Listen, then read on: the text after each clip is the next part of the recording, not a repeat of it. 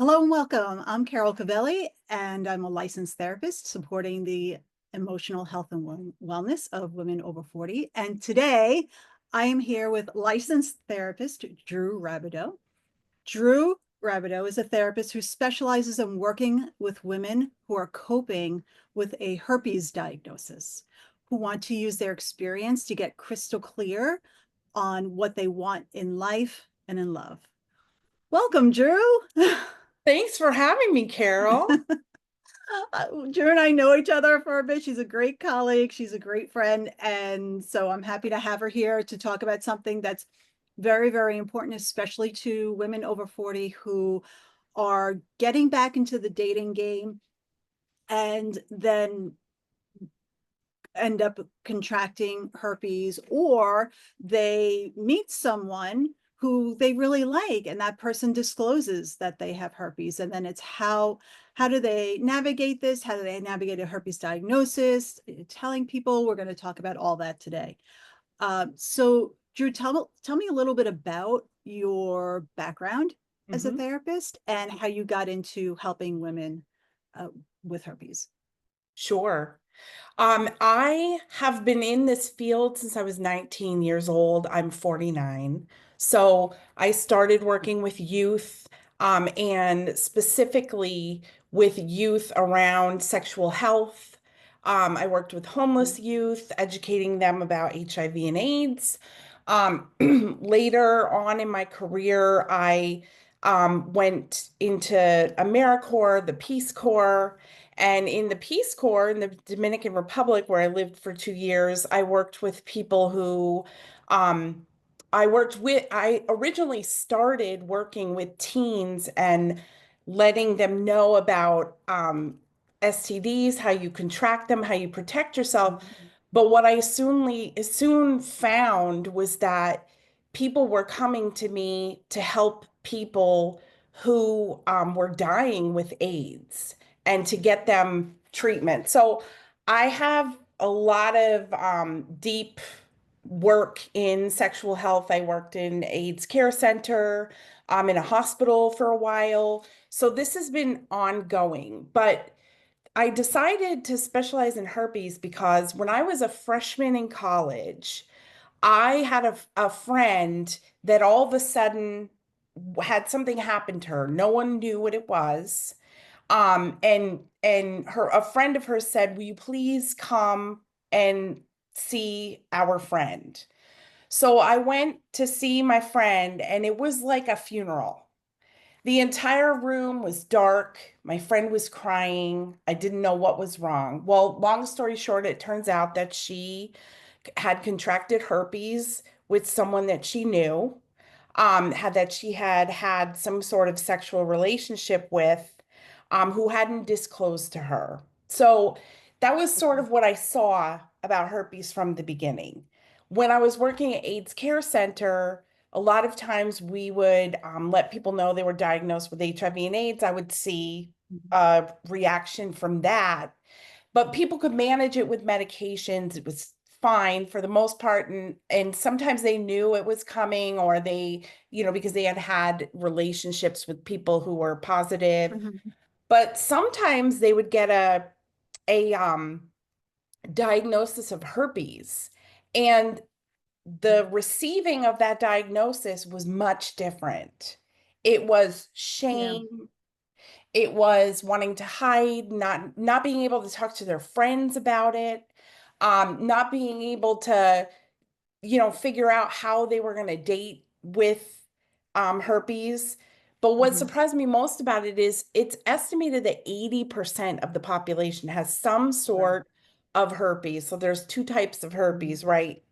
Mhm. And it's estimated that 80% of people have one, either one or both. So I knew that it was common. I didn't understand the, secretiveness, the shame. I understood it, but I didn't think it had to exist. So Yeah. when I started to think about what I wanted to specialize in, that was it for me. It was like, there were no therapists that help people with herpes except for like one in New York City. Right. So it's hard to find somebody who knows. Um, and I was really very disappointed to hear that a lot of OBGYNs tell people who are diagnosed with herpes, you know what, don't worry about it. We have so many people who their husband never knows until they're in the delivery room having a baby, and they we let them know because there is a chance you could pass to a baby if you have an active outbreak. So even health professionals don't really know how to effectively deal with it.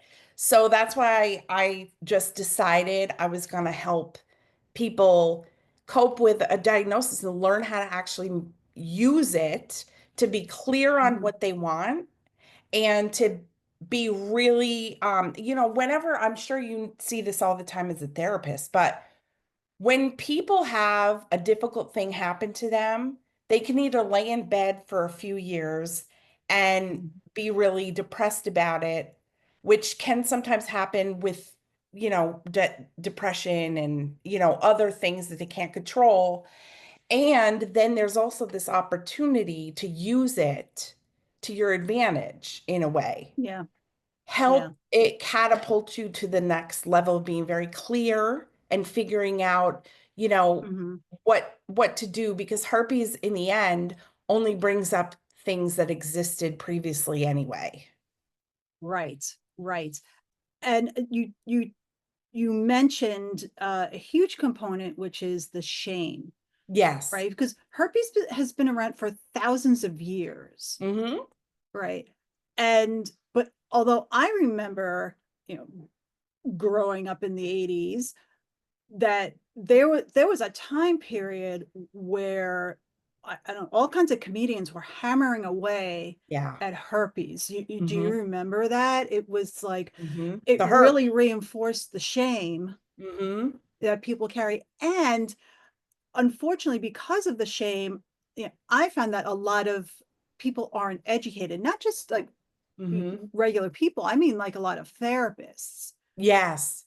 you know, or they're very judgmental. I remember when Mm-hmm. I was working in community mental health, I was talking to a colleague, and that colleague was telling me about a patient that she was seeing. And then she says in a very low voice to me that, she told me that she has herpes. And I'm like, Mm-hmm. okay, is she okay? Are you going to Mm-hmm. help her? I mean, it was very judgmental. And I'm thinking, are we still here? Yes. This is like the 2000s now. Are we still here? And so I want to touch a little bit on the shame, and as far as like the people that you see and the people that come to you, how much does that shame really affect like the work that you do? Like I would imagine like a big part of the work of working with someone who is newly diagnosed with herpes and they're coming to you because of that is rooting out and processing through that shame, which you Mm-hmm. said is most likely connected to other deeper areas that they were already contending with, but now this has brought it to the surface. Correct. There is a lot of shame among women who are recently diagnosed with herpes, especially if they're over 40 and they've come out of a Mhm. marriage, right? Maybe they got a divorce. They're ready to live their life and go out and start dating, and then boom, meet someone, doesn't disclose or doesn't know, because a lot of people don't know they have it, Right. gives them herpes, and then all of that excitement and opportunity that seemed there when they decided to, free themselves from this maybe toxic marriage, right? And go out and meet new people is severely impacted by this diagnosis, right? So then they Mhm. have to figure out not only how to be a divorced woman dating, to be a divorced woman with herpes. And herpes can bring up a lot of things that exist previously, like shame, right? Shame, I don't know if you have seen this too, but I mean, I've been sitting with people in their 80s who are crying about things that happened when they were kids because there's shame 100%. attached, right? Mm-hmm. Shame lives so profoundly in the body that if you don't work to Yes. get it out, right, or to process and put it away where it's not so Mm-hmm. easily available, then it's always there and it will come up with herpes, it'll come up with a rejection, it will come Yes. up, with everything. So, but I think also very important to talk about is there is not resources being put into even finding um, good treatments, good testing, Mm, good cure to herpes. There has been some recent yes. big moves towards, finding a cure for herpes, but and that's in the works, hopefully with all of this research being, defunded and things. But Mm, um people, it is also like there's this subtle message like this is not an important STD. We're focused on the big ones. right. HIV, well, that's pretty much a chronic illness now. Mm-hmm. And but the thing that's important to say is the treatments that are available for herpes, like medications, creams, you could Mm-hmm. take supplements and things, they don't work for everybody. And Correct. sometimes they cause other problems. They have side effects. Sometimes they Yes. don't work for people. So it's not a immediate cure-all. And it certainly, herpes is there is no cure at this point in time. Um, Right. so this is something that the person has to live with for life at this point. Yeah. Yeah. And I'm just going to jump in real quick when you said side effects of medications, because I know one of a lesser known side effect of Valtrex or valacyclovir is depression. Mm-hmm. And that's something else to keep in mind that can exacerbate an already existing depression, especially when it's prescribed at these higher doses of like, a Mm-hmm. thousand milligrams. Right, Um, right. Which you take when you're in the middle of an outbreak anyway, right? yeah, yeah, So you have this horrible, painful outbreak, and then you have to yeah, take a higher dose of the medication that can make you feel depressed. yeah. It's literally a hard pill to swallow. Yes. And I think also a big part, and I want to ask you, do you see people like herpes can run the gamut? There are people who don't even know they have it. They've never Hmm. had an outbreak, or maybe they had something mild, just didn't think twice about it. And there are people who have such frequent outbreaks, it really disrupts Hmm. the quality of life. Hmm. And I'm wondering, have you seen like people across that spectrum of severity? Yes, definitely. Unless somebody figures out what triggers an outbreak, it's very hard to manage herpes if you have frequent outbreaks. So you may be doing something that you are not aware of that is actually triggering an outbreak, and then you'll have Right. continuous outbreaks, right? So one of the things that I work with people on is an outbreak tracker. You track, okay, this week I was very Mhm. emotionally charged, or I didn't have a lot of sleep, or I was going through this fight with my boyfriend, whatever it is, seeing the impact on your health by, if you have an outbreak or not. And then you have some clue, okay, well, how can I take care of this stress when it happens? Or, and then see if that helps to control the outbreaks. But yes, there are people that have frequent outbreaks. And even now, what I've been hearing a lot about and seeing a lot of is people get herpes on different parts of their body. It's not just limited to Mhm. mouth and, genital area or your anus, right? It Mhm. can be on your butt cheek, it can be on Yeah. your arm, it could be like in your eye. It Yeah. can be like a lot of different places. And so it Hmm. makes it more complicated. Now, the other Yeah. thing that I think is really important to highlight is that the testing is not great. So let's say that you decide you're going to start dating someone, and Mhm. you've both decided, okay, we're not going to have sex till we have a full panel of STD testing. Well, guess what? That test is not very reliable Okay. for herpes, right? The Is it even on a basic STD panel? there is a test, yes, a Right. blood test. Yeah. Is Um, it part of the, like, if someone says, I want a standard STD panel, is a it may herpes not be. blood test on it? It may not be. It may not be, right? So people have Mm-mm. to ask for it separately.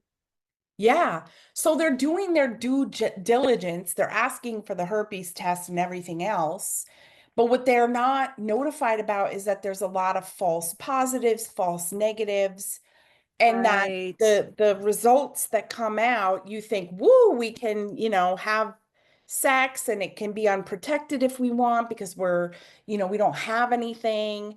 And then boom, somebody gets an outbreak and is like, where did this come from? He said he didn't have it. It didn't come out on the test, so you must have cheated, or, it then Yeah, leads to a whole other host of problems. The only sure. reliable 100% test is when you have an outbreak, you have it swabbed and it goes to Mhm. the Mayo Clinic. That's the only place that does it.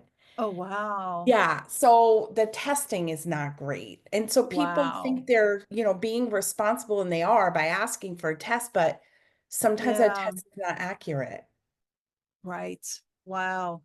Wow. Hmm. People really need to know that. It really is a shame that there is just such a deficit in, in a reliable test, in, Hmm. in treatments, and, in prevention. You have the Yes. HPV vaccine for people who, for teenagers who weren't exposed to anything, sexually. So it's preventative. Hmm. We don't have anything like that. And it's, again, it's seen as, oh, you just live with it. But Yeah, yet there's so much shame. So you're getting mixed messages. It's like, okay, you just live with it, but now you're living with this like stamp on you. exactly. It's like the scarlet letter. Yes, Yes. yes, Yeah. yes. So what is the biggest obstacle? You, I know you see women one-on-one. I know Mhm. you have a course, and we'll talk. We're going to talk about everything that you offer, because you offer so much for help, to help. What is the biggest obstacle when women come in and they tell you they have this herpes, they have a herpes diagnosis? What are they reporting as the biggest obstacle to just living their life? Being told, okay, you have to live your life. Okay, well, now I have this obstacle in the Right. way of just living my life. What is most reported to you? The number one things that are searched on my website, I can, view a report of what people are searching for. It's telling somebody you have herpes, getting rejected. And what I hear a lot of people say to me when they've newly been diagnosed is, oh my God, no one's ever going to love me. No one is ever going to want to be with me when I have herpes, or I'm constantly going to get rejection every time I tell someone, you know, Okay. and the reality is that's actually not true. Yeah. It's Yeah. not true. So getting them to process their shame around the diagnosis, Yeah. and then imagining that there are other possibilities besides being rejected, and actually going out there and disclosing to people that you're interested in, Mhm. and getting support if you do get rejected. But most of the time, the person says, you know what, I really appreciate you letting me know before we've had sex so that, I Mhm. can do my research or whatever. And they Yeah. actually gain more trust from their partner Right. than the alternative of not telling the person until you already have had sex, and then knowing that you've been exposed and you can't do anything about it. Right. So it sounds like there's like, it's a two-prong approach, right? There's, Hmm. if they're indicating a level of shame or negative, we say negative beliefs or self-judgments. Mm-hmm. It's addressing that on the deeper level, but it's also the practical, like, how do I tell someone? How do I bring this up with someone? How do I date? Like Mm-hmm. the practical aspect and the deeper exploration and processing of the Yes. shame attached. Yeah. Yes. And what I have noticed is that, and I knew this, and that's why I created the course, because people Mm-hmm. want to do their own work before they go and start talking to somebody about it, Mm-hmm. or before they start going to a support group. I run free support groups every month, and a Mm-hmm. million people RSVP, and then like one person shows up sometimes. Mm-hmm. You know, people get scared, people get nervous about going to a place and saying, you know, I have herpes, or being in a place that is only for people with herpes, so everyone's going to know, right? Right. So a lot of people will gravitate towards my course because it allows them to, you know, learn about HSV, learn how to manage it, learn how to process the shame, be clear on how to tell somebody you have herpes. Um, Pick up on what are the things that it's bringing up, and where is the root of that, and how do you sort of move forward with that, you know, who you Mm-hmm. can trust. Um, but nothing, I don't think, is more powerful than when I do get a group of women together who have HSV. The power of being in the presence of somebody who knows exactly how you feel because they're feeling some of Mm-hmm. the same things is so incredible. And that really makes a Yeah. big difference in people's, you know, being able to move forward, because the groups I do are time limited. So if people want to, they're 12 weeks.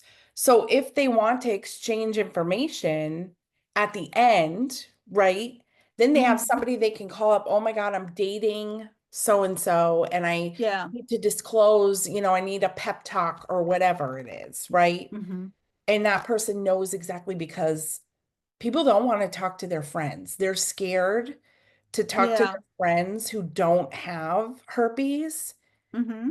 because, you know, I'm sure you know through your client work and everything, there's a lot of like, oh, let me introduce you to so and so. So the fear Right. is, if my friend knows that I have herpes, they're not going to introduce me to anybody that might be a good Mm-hmm. person, you know, because they're going to think this about me. Right. Yeah. Right. So the course sounds like it's comprehensive. It's Yes. like educational, but it's self-help. Mm-hmm.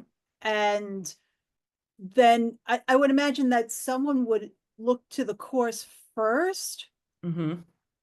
for that kind of information, that kind of support, and then feel comfortable enough to join, a group, or one of your groups.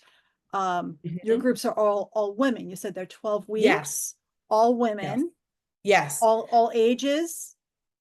It does scan mostly like between the 25 and over. Okay.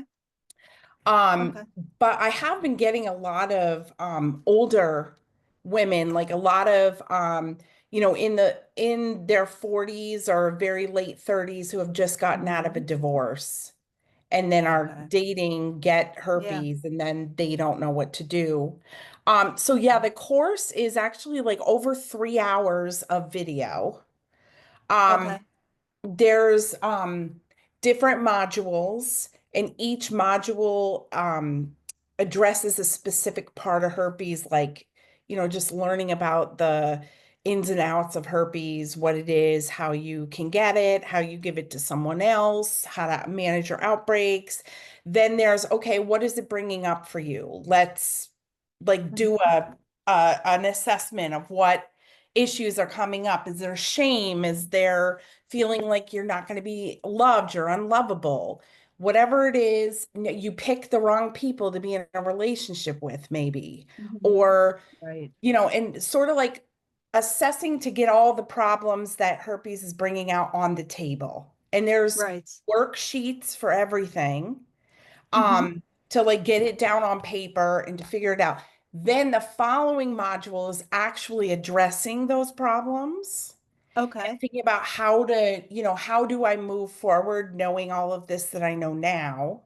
Yeah. And then it moves into thriving with herpes, how to use herpes to, Right.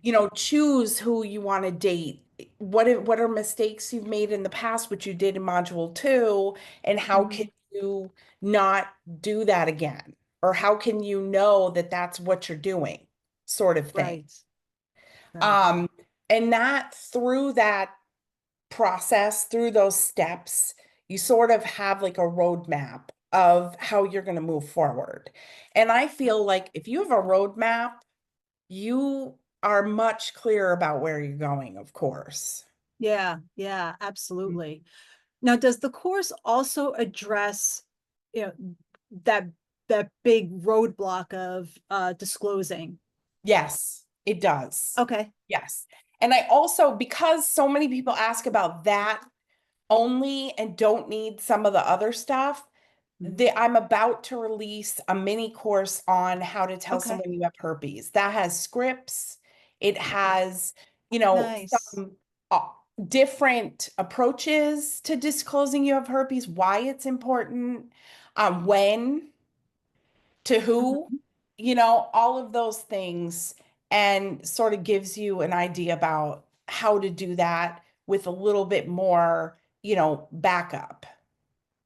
Yeah, because if you're going to disclose this, this personal information, you want to make sure you're disclosing it to the right person or someone Exactly. that you know is going to be able to hold that information and respect you, respect that you've disclosed. So yeah, Yes, so definitely. And where that's do you awesome. want, yeah, and also sort of thinking about where you want to find someone, because there are specific dating sites for people with herpes. Mhm. So there's no disclosure. The person already knows it's in your profile, right? Mhm. So Mhm. there's that option, which works for some people who really don't want to disclose or don't know how or Yeah, haven't sort of gotten clear on that. But there's also, other dating sites that are not specific for people with herpes. And so we talk a lot about in this mini course, like, how do you know when someone is the person that you want to yeah. disclose to? How do you know that, okay, I want to disclose? First of all, how do you want to disclose? Do you want to disclose before you ever meet this person if you're online dating? Do you want to wait till you get to know them and see if, okay, I want to, Mhm. because there's all different options that you have. I mean, that can be that can be a good thing to have somebody help you navigate because there are a lot of options.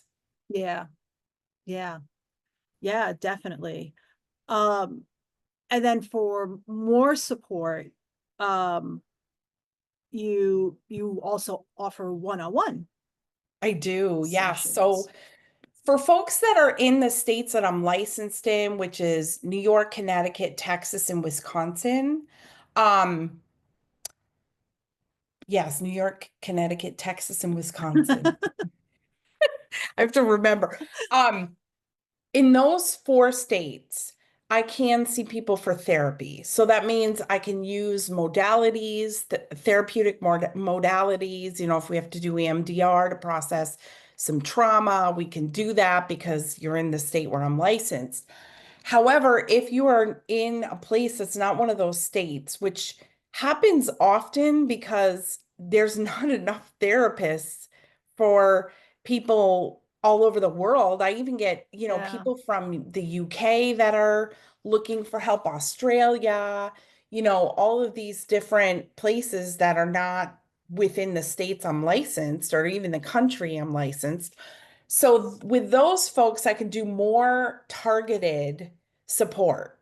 So I mhm, have, packages of 3 coaching sessions or 1 coaching session if all you need is somebody to vent to, mhm. to sort of figure out like, what do I do now? Yeah, Um, I also work with parents of adult children with herpes, which that has Wow. been very um inspiring to me that there are parents that people with herpes go to for support, and the parents just want to help, so they find me. And then Wow. they Wow. need some support around like how much is overstepping. Um, what if I have this help for my son or daughter or child and they Mm-hmm. don't want to take that help? How do I love from afar or support without feeling like I have to take control of it? So that's Yeah. actually Mm-hmm. really heartwarming that there are parents that are very supportive. Yeah. So you brought up a really interesting point that, you know, women who are part of this audience, 40 and over, maybe, they might be in a position where they've, been diagnosed with herpes, but they may have a child. They may have, Yeah. a child that comes home from college Mm-hmm. and says this is what's happening. Mm-hmm. I have herpes. I feel awful. I feel like no one's ever going to love me. Mm-hmm. And so another facet of being able to support is to support your own children. Yes. Support your own children, support yourself for what things their diagnosis may be bringing up for you. Yeah, there's a lot Okay. of different pieces that come out with a diagnosis. Yes. Yes. Mm-hmm. What what what do you see? So what do you see as, let's say, a couple of those things that come up? So when someone's child is diagnosed, they disclose it. You say it brings up their own stuff. Yes. What is it that seems to come up more frequently in that respect? A lot around boundaries, like how much do I get involved? How attached do I get to the decision of my kid to actually take action or not to get support? Mm-hmm. How do I um some parents will actually blame themselves. So Okay. that's not because they did anything wrong. Usually it's just because like they attach whatever their child does or has happened to them as something they didn't do right, right? So we work around that. Um, and those are the main things that come up, but also just like how do I support my child? What is Mm-hmm. appropriate for me to do? Do I ask them about it all the time? Do I Mm-hmm. just be there if they need me? Do I, Yeah. you know, do I tell their other parent or whatever it is? It brings up a lot of different things. Yeah, and I can imagine also it brings up is like some disappointment, or if you have a parent that, let's say they, married their high school sweetheart and didn't Hmm. have, a broad dating experience. Yeah. I can imagine that must really have a huge effect on them, like say projecting, like putting, their own stuff on their child, like hoping that their child would follow their footsteps or something Hmm. like this. And to have this happen must really Yes. bring up a lot of, a lot of like beliefs and Hmm. Yes, which can emotions. really cause a lot of conflict in the relationship between Yeah. the adult parent and the child who is like, listen, I don't need your judgment right now, on top of the shame that I have around herpes, right? Also, religion gets involved. Yeah. If people were raised, very strict religion that doesn't Mhm. view, any sex before marriage in a very good light or well at Mhm. all, right? Or if you're supposed to do it at all, then it can be a real challenge for both the kid and the parent. Yes. Yes. Hmm. Okay, yeah, I can imagine it gets very complex. And Yeah, you work with that. And you work I with that. do. Yes. Hmm. Mhm. Yep. Okay. I want to switch gears a little bit and talk a little bit about coming out the other side. So Mm-hmm. we've spent a lot of time talking about the shame, the physical discomfort, Mm-hmm. disclosing, self-judgment. Now, someone who's on the other side of this, what does that look like? Like, it's like, yeah. So what is when someone reports like, I'm in a good place now. I have herpes. I'm in a good place. Like, tell me a little bit about like what you see in that respect, and Mm-hmm. I'll say like the changes that you see or the changes that people report in general, like how the Mm-hmm. herpes has changed them in, I'll say, for the better. Mm-hmm. If that Mm-hmm. if that's applicable, I imagine it is. So Mm-hmm. let's talk a little bit Yes. about that. Sure. So once people have gotten clear, usually about, you know, their shame around herpes, how to disclose to someone, and then how to pick people, to be in a relationship that sort of are more likely to probably support you through herpes at the very least and have a healthy relationship with you, then I see lots of great things, right? There's a lot of times less outbreaks because if they've figured out how to manage them.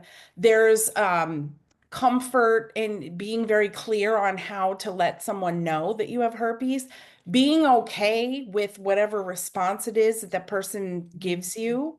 Um, you know, can sort of really see the progress when somebody is like, you know what? He didn't accept me with this. Well, that means he didn't really want a relationship with me anyway. So next, and like Right. sort of they can be sad about it and sit in their sadness for some time, but then reflect on it and think about how that actually probably was okay. And that it just means they're one step closer to meeting person. Or for someone to realize, you know what? I don't want another relationship. Like I'm okay by myself. I don't need anyone. And then inevitably that's usually when they meet somebody, right? That's like the Right, right. of of the world. But so when they do meet someone and the person is like, you know what? I want to learn about this. It's not a big deal.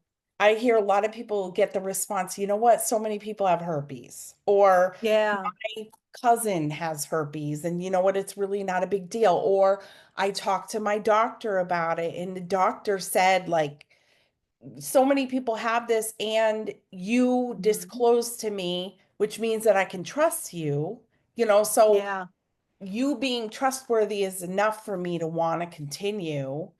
And mhm, also, the fact of the matter is I've met so many people who have been in relationships for like 10 or more years, and their partner has never gotten herpes, right, and right.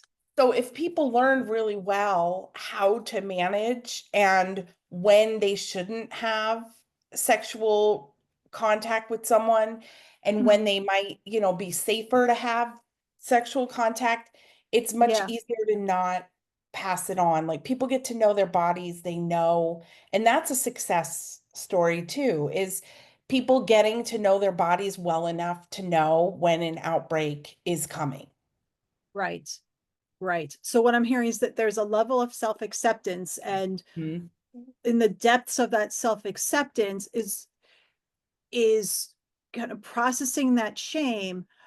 And it seems like also by doing that deeper work that it's it like broadens. It's not just about, okay, now I'm confident enough to disclose about herpes.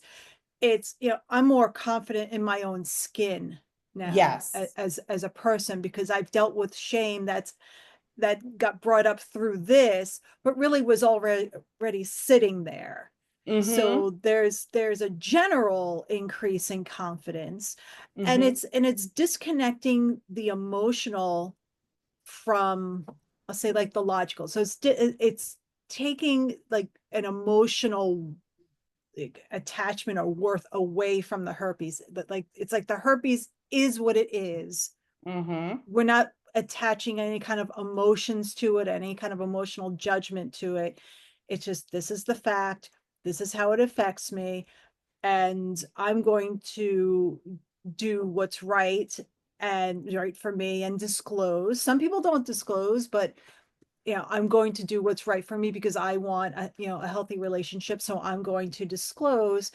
And if that person doesn't accept it, then they're not the right person for me. It doesn't put me down the rabbit hole of, Mm-hmm. oh, they're not accepting me. They don't love me. They don't want to be with me. There's something wrong with me. This herpes is going to ruin my life. It's like you work that part through so they can feel that confidence and that comfort and saying, this is just a part of me. It's not who I am.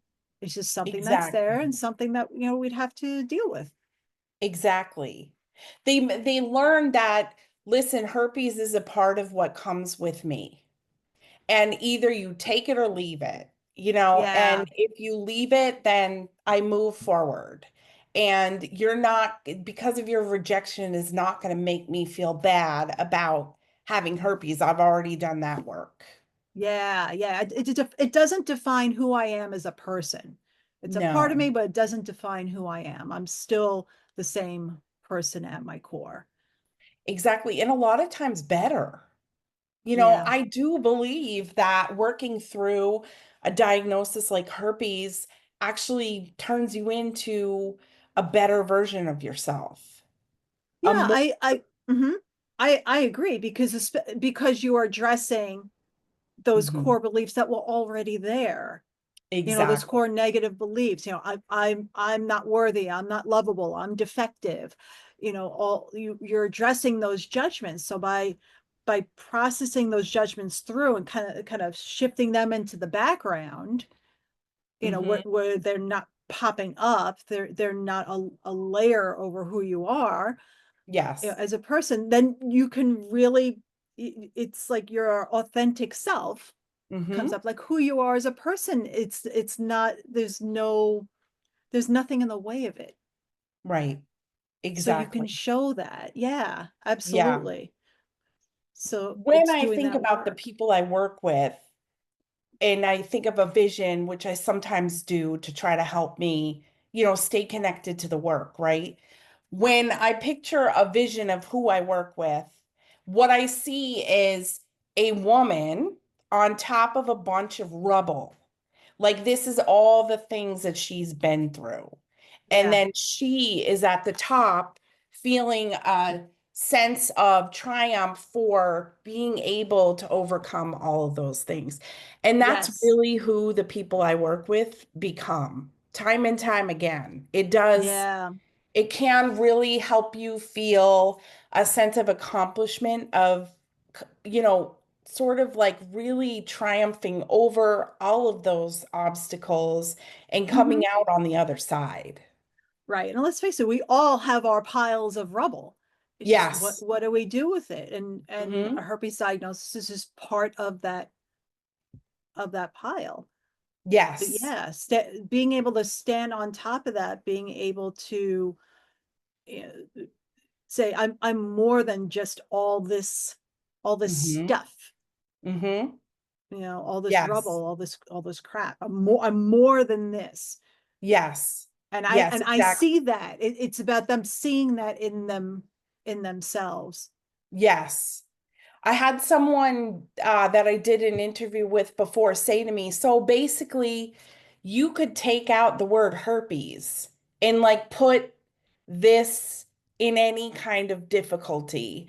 And it is kind of true, any difficulty in your life, herpes has its own unique things, right? About the health aspect and the Mhm. outbreaks and all of that. But if you take out the word herpes and put in any sort of thing you're trying to overcome in your life there, it's the same kind of idea. So Yeah. anyone that's been through something difficult that they've had to cope with and deal with has a Hmm. lot in common with the things that people struggle with when they have herpes. Yes. Yes. But again, like you said, there are some specific things attached to herpes. Yes.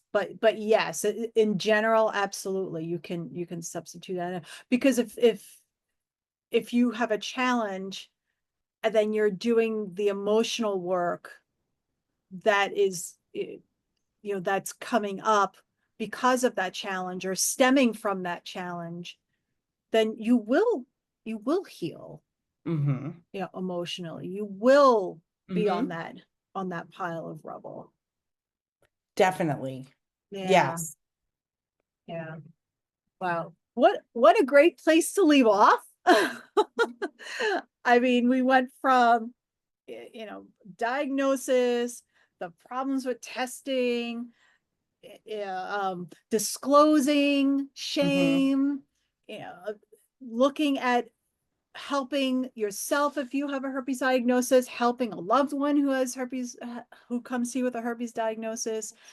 And we've just like covered so much. I so appreciate your expertise and that you're doing this kind of work, because like we said, there is so much shame attached, and there's still the jokes that go around, even though they're Oh. not as, prevalent as they were, how many years ago, how many decades ago.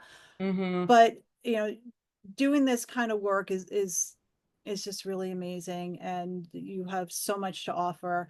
Again, I want to just reinforce that Drew has a course that Mm-hmm. covers the broad spectrum of dealing with managing a herpes diagnosis. Mm-hmm. And you will be releasing a mini course just Mm-hmm. specifically on disclosing the herpes Yes. diagnosis. Yes. And you are currently offering a 12-week group. Are you in a group now? Are you looking for people for that group? Like, how often does the group run? It will start as soon as we have, like 4 to 6 women that are, so it's constantly rolling. Like I talk to people about their interest in the group, and then if they decide to move forward, like they feel like it's a good fit for them. So I Mhm. do talk to everyone who enrolls. However, I also do have the monthly free group for women Okay. coping with herpes. And the dates for that are on my website, and you can Okay. RSVP there. So can everyone who wants one form of this assistance, whether it's the course, the mini course, the group, or the free group, they can find all that information on your website? Correct. Yes. Okay. The Okay. the I have herpes course and how do I disclose is about to be released probably in the next couple of weeks. So probably by Okay. the time this is out, it will be on there for Okay, great. purchase. Yeah. And as well as working with you one-on-one, if someone is in those Yep. states that you're licensed in. What are those states again? New York, Connecticut, Wisconsin, and Texas. Okay. New York, Connecticut, Wisconsin, and Texas. If you're in one of those states and you want to work with Drew one-on-one, you can go to her website. Your website is what? www.counselingwithdrew.com. And I do work with people everywhere. I just can't do therapy for people who are not Right. in New York, Connecticut, Texas, and Wisconsin. Okay. For your groups, can people from anywhere come into that group? Yes, they can because it's a Okay. support group, not a therapy group. It's So not a yes, therapy group. Okay. yes, And the same thing with the free group. So you could be yes, anywhere. yes. And if you want to participate in the groups, you can. If you are looking for therapy, you need to be in one of those states. Mm-hmm. And the course, you could be anywhere and purchase the course. Everything's on Drew's website, and everything will be listed in the description box for this video. So you can reach out to Drew. Drew, thank you so much. This is awesome. I Thank had you so much. very informative. I had a great time talking to you, and I'm going to see you soon. Yes, we'll see each other like Yep. tomorrow, probably. Yeah, right. Right. Thank you again. Okay, thanks, Carol. Thank you so much for joining me in my conversation with Drew. If you'd like to work with Drew or myself, you can check the description box below for our contact information. If the information in this interview resonated for you, or you felt someone that you know can benefit from the information, if you can share this video, or if you liked it, please like and subscribe. It really helps the algorithm and gets my videos out there to women who can really benefit from them. And if there are topics you'd like me to speak on or like me to find the therapist to speak with, please comment below and I'll do my best to find the professional who can speak with knowledge on that topic. Again, thank you so much, and I'll see you in the next one.